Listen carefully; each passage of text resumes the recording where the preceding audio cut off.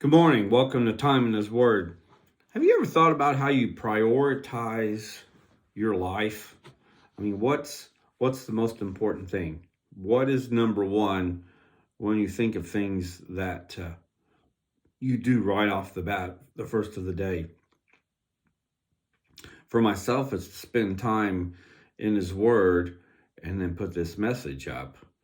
And then from there, then I get up and start my day and my daily routine. But throughout the day, do you still prioritize in the same way that you do at the beginning of the day? In other words, if something happens to the day during the day, do you immediately go to God in prayer, or do you try and do it on your own instead of going to God first?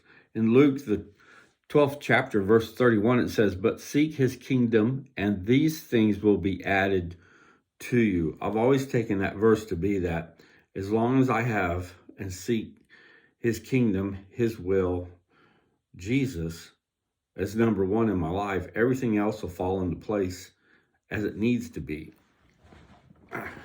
On the floor this morning, my chair got taken.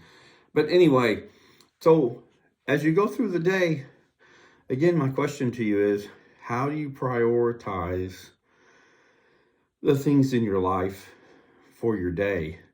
It's easy to say, well, I always put God first, until something happens and you're tested at that. And then the test really comes as to, do you actually do that, or do you just say you do, but in reality, he's number two because you try and do things on your own. Now, that's normal, and I'm guilty of that myself as well. At times, something will happen instead of going to God first in prayer to seek his wisdom and in what I should do. I just try and take care of the problem on my own, but it doesn't always work out right for some reason. And then when I think about it and I pray about it, then I seem to find the answer for the problem at the time. So today, as you're having your Bible study this morning, think about how you prioritize your days. Not just in the morning after you do your morning study and that, but later on throughout the day when it counts the most.